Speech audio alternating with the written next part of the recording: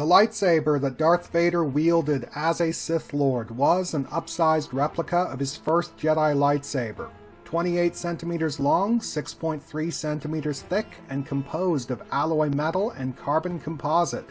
The weapon was distinguished by its beveled emitter shroud, forward-mounted controls, throttle-style activation box, and ridged hand grip, enlarged to accommodate his oversized prosthetic hands. The dual-phase mounted focusing crystal allowed him to abruptly extend his meter-long lightsaber blade an extra half-meter, typically used to probe the defenses of especially dangerous opponents from a safe distance. For most of his career, the weapon was fitted with a scarlet synthetic crystal provided by Darth Sidious, though Vader eventually decided to replace it with a red Adegan crystal, opting for the superior handling and reliability of a natural gem. As Obi-Wan Kenobi's Jedi Apprentice, Anakin Skywalker was provided with the traditional training foundation in the Shi-Cho lightsaber form, and was obviously heavily influenced by Kenobi's usage of the Ataru and Surisu forms, actively studying the former. However, he chose to dedicate himself to Form 5, and by the end of the Clone Wars, was acknowledged by Count Dooku as the finest Gemso stylist he had ever seen. With his dual applications of Gemso and Ataru, Anakin's overall fighting style was characterized by his dynamic athleticism, an attribute that was taken from him after his catastrophic defeat on Mustafar. With his cumbersome cybernetic add-ons restricting his mobility, Darth Vader was forced to reconfigure his fighting style to compensate. He maintained his core specialization in Gemso in order to fully leverage his enhanced physical strength, but broadened his skill set by borrowing elements from all the remaining forms, specifically incorporating Makashi and Surisu to balance out Ataru. Vader's revised technique was centered around direct, efficient movements that fully leveraged his remaining dexterity while also allowing for maximum power. He used the weight of his armor to enable both stalwart defensive postures and inexorable bulldozer advances, while deftly maneuvering with short, quick steps, and occasionally using flying leaps to cover ground. His blade work consisted of conservative yet powerful slashes, thrusts, and blocks, keeping his lightsaber hilt close to his body in a two-handed grip. His range of techniques were expressed through 3 distinct fighting modes that roughly correlated with the 3 rings of defense. A brutish outer ring offense used to pound opponents into submission, a measured and economical middle ring fencing style, occasionally adopting a one-handed grip, and a hyper-conservative inner ring defense, intended to safeguard his vulnerable control panel. Vader specifically leveraged his enhanced strength to drive opponents off balance and control their weapon, whether hammering on their raised block with power blows, shoving them off their feet with shunt blocks, or dissecting their defenses with blade binding. Though primarily a swordsman, Vader was an adept hand-to-hand fighter, supporting his lightsaber combat with punches, kicks, grapples, elbow strikes, and headbutts. He further supported his lightsaber combat with fluid telekinetic integration to blindside adversaries. Vader's preference for battering opponents with hurled debris provided a visceral demonstration of Form 5's emphasis on overwhelming force and fed into his use of Dun Mok, using calculated verbal taunts to dominate opponents by breaking their spirits. Ironically, Darth Vader's tactics and conduct were most heavily influenced by his Jedi Master, Obi-Wan Kenobi. He would brazenly confront his adversaries and invite them to make the first move, occasionally striking first to provoke a response. Once combat began in earnest, he would assume a defensive posture, allowing opponents to vent while feeling out their fighting style, letting them believe that they were driving him back, when in truth he was stage managing them. Though occasionally willing to go head-to-head with challengers that he deemed inferior, Vader typically kept his assailants at arm's length, gradually grinding them down while keeping them off their game with distraction and intimidation, dominating through attrition while keeping his full might in reserve. However, the revisions to Darth Vader's fighting style and tactics were not implemented overnight. His struggles adapting to his physical limitations and his vengeful rage due to his situation leading to major difficulties in his early hunts for Jedi survivors. Against the Jedi gathering on Kessel, he quickly struck down Sia Lon Wez and Makis Shalas, but took hits from Jastus Far, Sui Choi, and Balter Swan. To his credit, he creatively blindsided Copy Arana by using his own severed prosthesis as a projectile, but he was ultimately battered into submission by the combined telekinetic might of Far, Choi, and Roblio Darte, and only survived thanks to the intervention of the 501st Legion. The early refinements to his technique allowed him to make short work of Siadam Forte and Iwo Kulka on Kashyyyk, going so far as to toy with Oli Starstone, but Rowan Shrine contended evenly with them and ultimately put Vader on his back foot by targeting his control panel, forcing Vader to resort to telekinesis. Furthermore, the Sith Lord's obsession with hunting Jedi led to disaster on Autobahn 12, where the Jedi Hylon and Dendro lured Vader away from the Imperial Tremor base. Though Vader successfully slew both Jedi, he could not prevent the destruction of the base at the hands of a native Sugati beast unleashed by their allies, a humiliating strategic blunder. Though Darth Vader seemed poised to repeat these mistakes against Chona Bene's guerrilla campaign on Vaklin, he devoted himself to learning and improving, using psychological warfare to attack Bene's support base with the ultimate intention of extinguishing all memory of the Jedi Order. Ambushing Bene in the bombed-out ruins of the local Jedi Temple, Vader pursued him into the caverns beneath, pounding Bene into submission when the Jedi began succumbing to acetyl gas poisoning, but leaving his final execution to Imperial Major Onaye Namada, a public humiliation that destroyed the population's faith in the Jedi.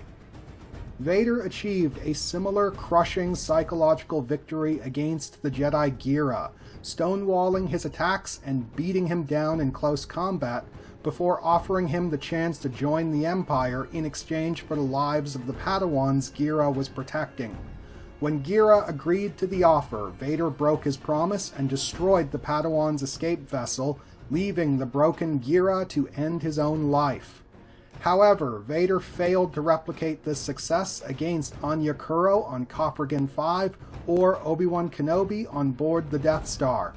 Though he enjoyed a dominant edge in direct combat, his elderly opponents simply burning themselves out trying to contend with his strength, his victories were rendered hollow when both Jedi transcended the material plane as Force spirits, placing themselves forever beyond the reach of Darth Vader.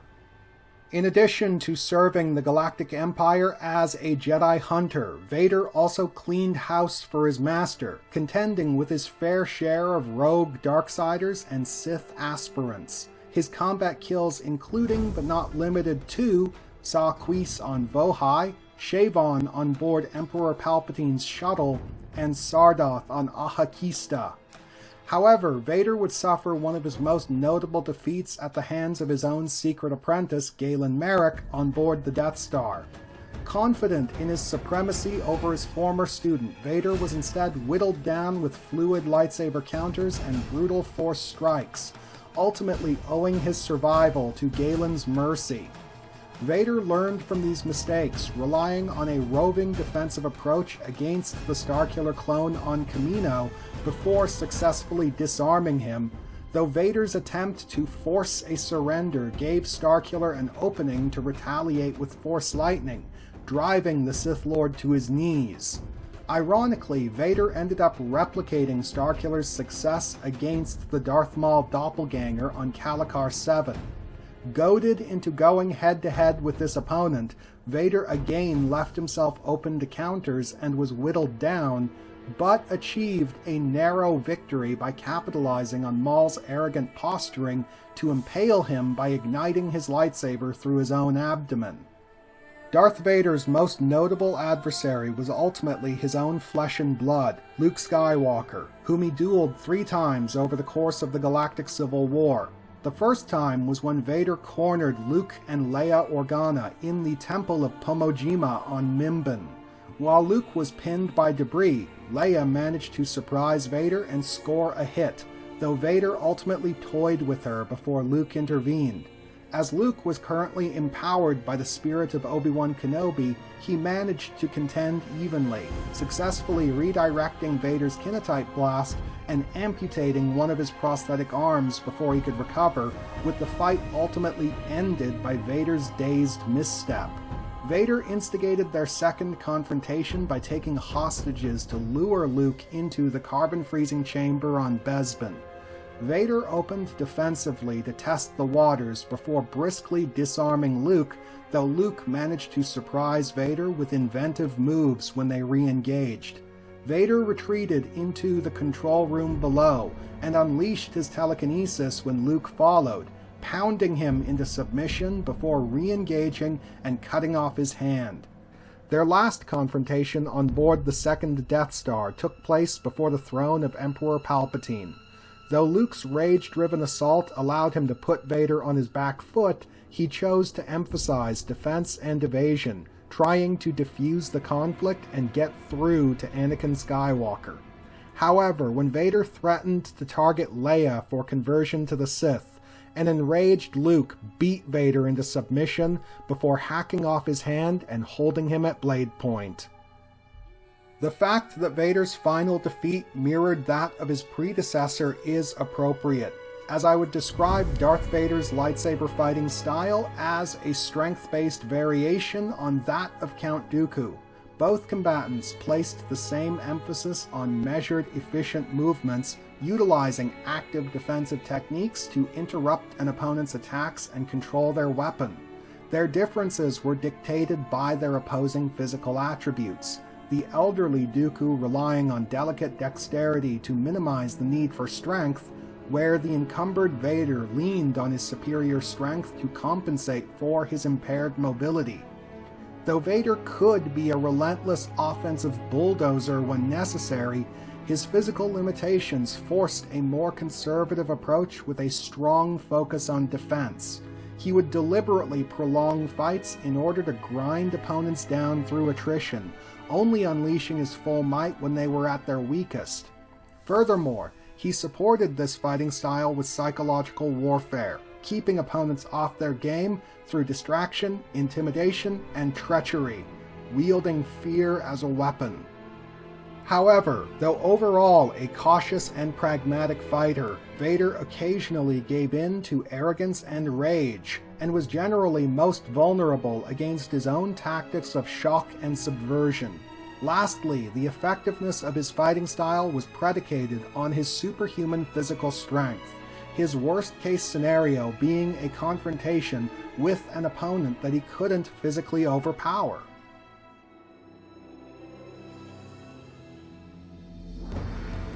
Kyle Katarn's first weapon was the sawed-off briar pistol given to him by his father Morgan on the eve of his departure for the Imperial Academy.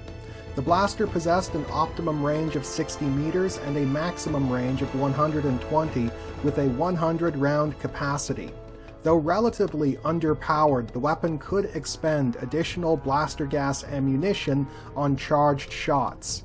Kyle's first lightsaber was the weapon of Ku Ran, given to Morgan for safekeeping and posthumously bequeathed to Kyle.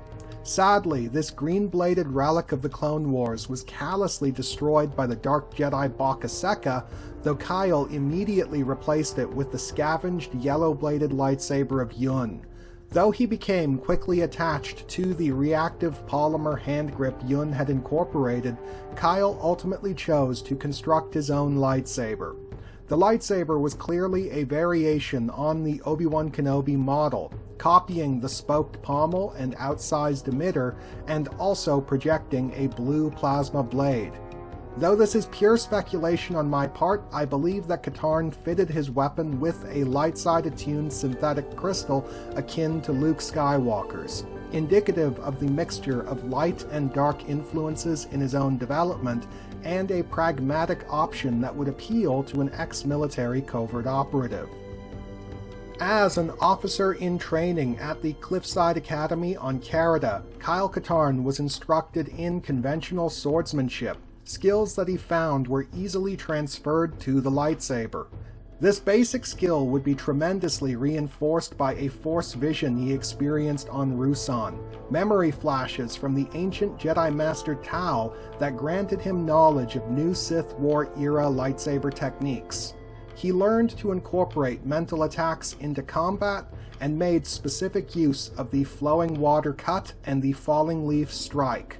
Though Katarn continued refining his skills during his reciprocal apprenticeship with Mara Jade, his close brush with the dark side on Dromund Kaas drove him to cut himself off from the Force, forcing him to retrain his skills to combat Desan and the Reborn. During this phase, he learned the fast, medium, and strong styles of the New Jedi Order, which are commonly accepted as representations of the three rings of defense described in I, Jedi, providing Katarn with a balanced array of techniques that covered all of his bases. As the Battlemaster of the New Jedi Order, he familiarized himself with the 7 classical forms of the Old Jedi Order, specifically favoring Ataru, Gemso, and Shi-Cho, no doubt blending these 3 forms with the fast, strong, and medium styles respectively to optimize his overall fighting style.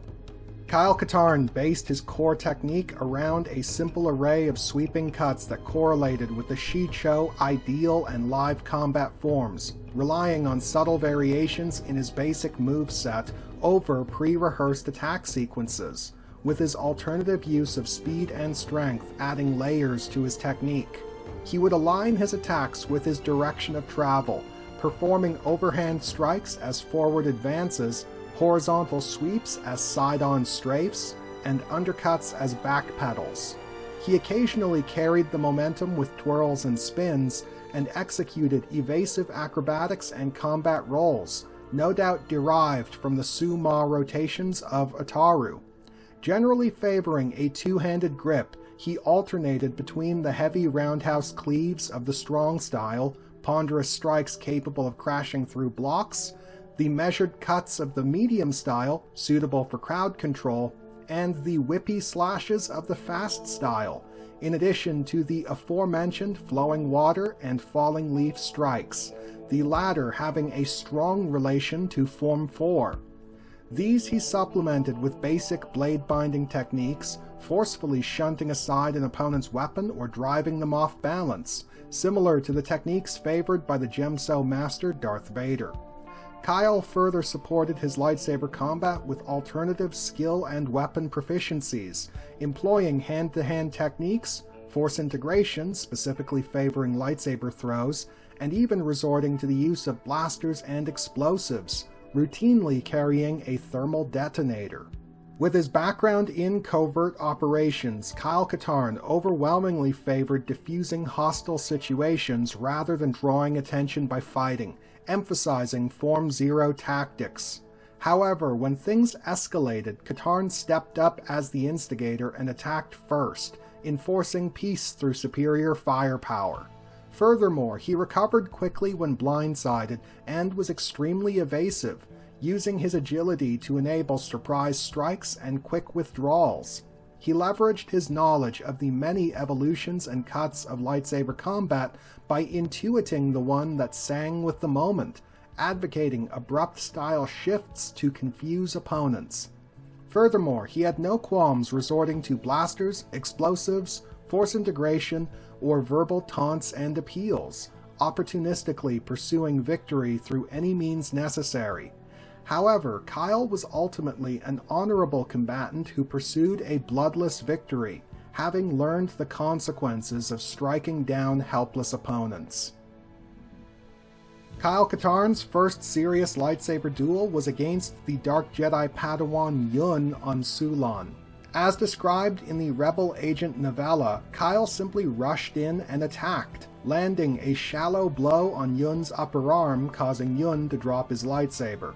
However, Katarn chose to spare his helpless opponent, who made his escape. His subsequent confrontation with the Dark Jedi enforcers, Gork and Pick, on board the Sulon Star scarcely resembled a lightsaber duel, with Katarn gunning down the hulking Gork while his guard was down and almost literally crushing the diminutive Pick with blunt physical attacks. His following opponent, the fallen Jedi Maw on Ruusan, used telekinetic levitation to overcome the loss of his legs, though Kyle turned this strength into a weakness by using verbal taunts to goad Maw into recklessly charging, with Katarn simply dropping to the ground and striking his assailant as he passed overhead. Unfortunately, Katarn was given his first taste of the dark side when the bloodthirsty Maw goaded him into lashing out and murdering his helpless opponent. Almost immediately afterwards, Katarn received the memory flashes from Tau, with the knowledge he gained proving decisive in his subsequent confrontations with Saris and Baka Seka. Against the vengeful Saris, he supported his lightsaber combat with mental strikes and used the flowing water cut to slip inside her defenses and impale her. Against Bok the Crude, Katarn evaded his erratic twin-blade assault, and when Baka Seka was distracted by another assailant, Katarn struck him down with a Dark Force attack, the Spear of Midnight Black. However, Kyle drew on the light side to deal with their master, the Dark Jedi Inquisitor Jarek, projecting a Force shield to protect Jarek from the Dark Force nexus that he was drawing upon and compromising his Force connection. Granting the unrepentant Dark Jedi an honorable death, Kyle returned Jarek's lightsaber and sidestepped his reckless charge, cutting him down with the Falling Leaf Strike. Katarn continued to refine his skills through sparring with Mara Jade, ultimately using them against her with intent in the ruins of Dromund Kaas. Though he relented at the last moment, Kyle's confidence in his ability to resist the dark side was badly shaken, an anxiety that was worsened by the fall of Ganterus and Kip Duron during his initial tenure in the Jedi Praxium, and he decided to avoid the risk by cutting himself off from the Force. However, the rise of Dasan's Reborn forced Katarn to take up the lightsaber again, the ascending skill level of his opponents functioning as an effective training gauntlet while he relearned his saber skills. Notably, his confrontations with the Cortosis armored Dark Troopers provided him with experience against armored opponents. His first major victory was against Dasan's apprentice, Tavion Axmus, on Bespin, whom Katarn outfenced and manhandled with telekinesis, though he again relented at the last moment. Exactly how his final confrontation with Dasan in the catacombs of the Jedi Praxium played out has not been confirmed, but potential strategies include crushing Dasan under a falling pillar or drawing power from the same Dark Force nexus that Dasan himself was relying on, in addition to simply outfencing him. Kyle Katarn's most formidable opponent by far was the fallen Jacen Solo, now Darth Kaitis, whom Kyle was dispatched to assassinate late in the Second Galactic Civil War. Leading a strike team consisting of Valen Horn, Than Mithric, Kolar Hulia, and the Padawan Seha Dorvald, they ambushed Kaitis in the Senate Plaza on Coruscant. Katarn, Horn, Mithric, and Hulia engaged him directly while Dorvald covered their escape route. The Sith Lord was reinforced by 12 Galactic Alliance Guard troopers, so the Jedi opened with a barrage of flash and gas grenades, successfully blinding the troopers. Kaitis deemed Katarn to be the only true threat, giving way before his assault while focusing his efforts on repelling the lesser Jedi. Katarn was tripped up when Kaitis force-shoved Hulia into him, and his attempt to blindside Kaitis with a lightsaber throw was casually foiled.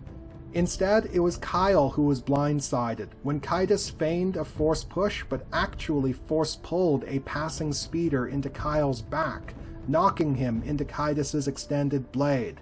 Ultimately, the Jedi MVP was Dorvald, who successfully extracted Kyle and planted a tracker on Kaitis.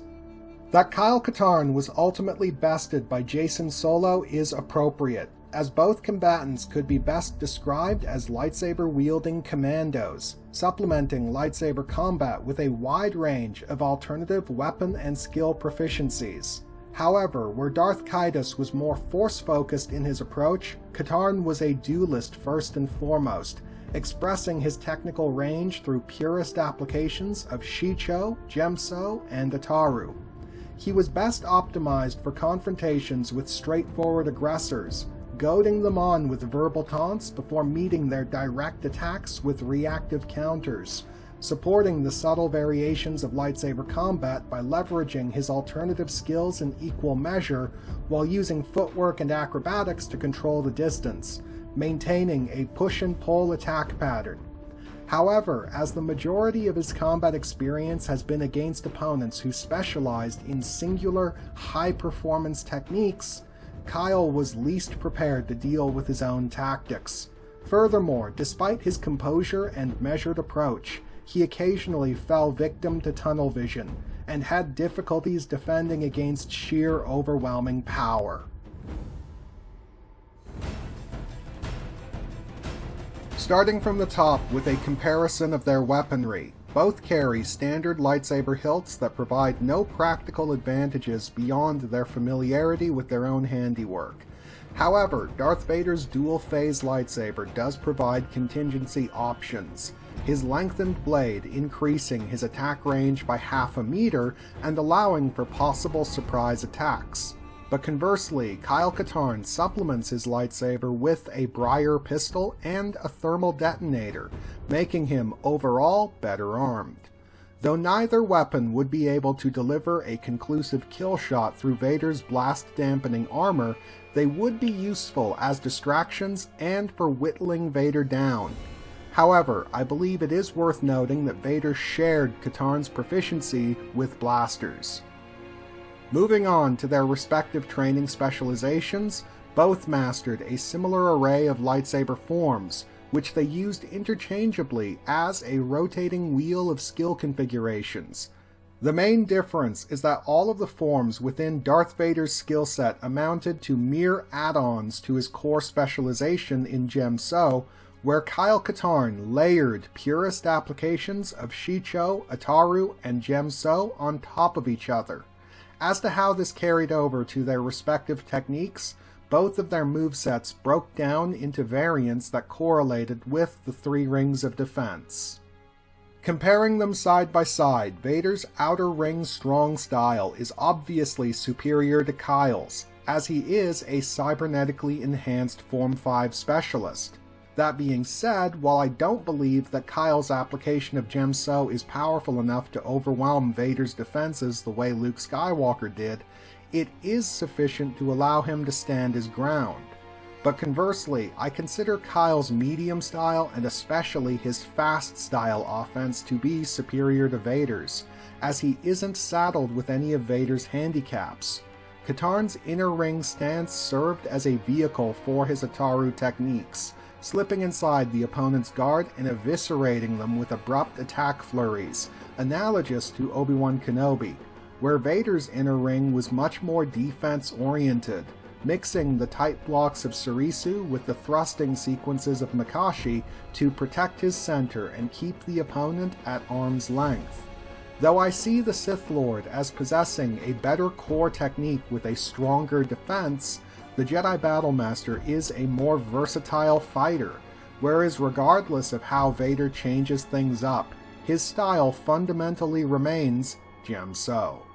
However, the best and most versatile technique is worth very little if the combatant fails to back it up with astute tactics and conduct. Both Darth Vader and Kyle Katarn were ruthlessly pragmatic fighters willing to resort to any means necessary to win, Vader in particular having actually killed a man with his own severed arm. However, though both employed similar psychological warfare tactics, using verbal taunts to undermine the composure of their opponents, I consider Vader to overemphasize these tactics in comparison to Katarn. Vader may play it safe as a duelist, but his primary strategy is to deliberately prolong engagements while continuously showboating, where Katarn looks to end fights as quickly as possible, often dispensing with fancy technique in favor of ruthless opportunism.